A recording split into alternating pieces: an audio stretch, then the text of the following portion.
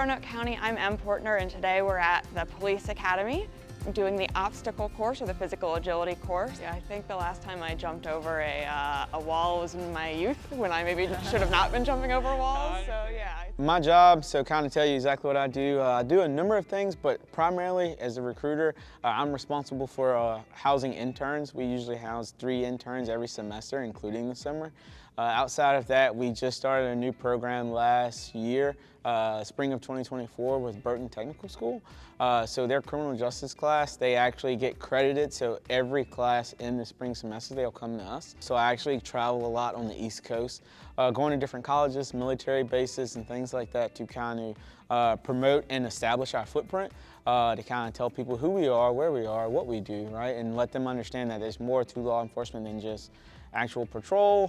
You know, there's different opportunities out there, as well as we do have civilian positions that we hire for as well. So I guess almost close to the community engagement, but a little different because I'm actually trying to get you a job. Yeah, you're trying to get us here. That's it. That's right. That's exactly right.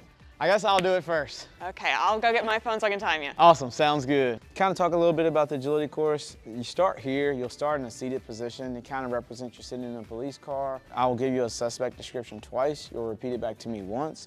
Once you stand up, your time starts. You'll have 2 minutes to complete the entire course. Okay, so how long do you think it's gonna take you? I'm guessing probably right at 1 minute and 15 seconds. All right, let's see if you can do it. So once you stand up, your time starts. You will come down. That mat is basically simulating a ditch. So the biggest thing there is you will just jump the entire mat.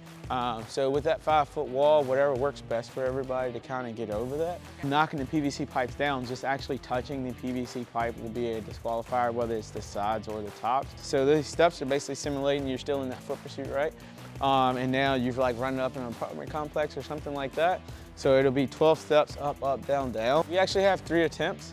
You can take all 3 attempts in one day. The issue is, if you take all 3 in one day, you fail all 3 in one day, regardless of when you retake them. You can't, you'll actually have to wait to reapply for us, and it's 6 months. You see there's a window that you cannot grab up top. It'd be a disqualifier if you did. Whatever suspect description I gave you, you'll see that there's letters there. So you would actually just tell me what letter it was. Then you'll go and do the dummy drag. The dummy is 150 pounds. What you'll do is you'll actually come in, you'll grab the firearm, you'll pull the trigger, and then I would come back out. I would switch to my support hand, rack it with my weapon hand. 104. You beat your time by almost 11 seconds. I know, right? I'm definitely most intimidated by the wall because I am 5'7" and the wall is 5 feet. So there's a little bit of a height issue there. You got this, okay? I got faith in you. Thanks. All right.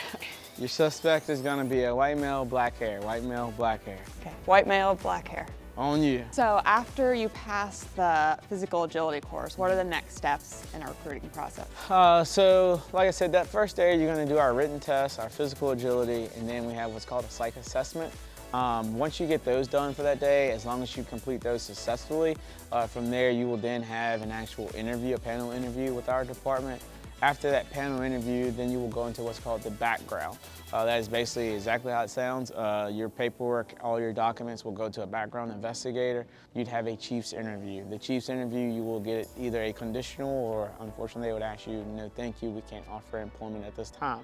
And after you have completed that, then you do what's called medical. They check your hearing, vision, things like that.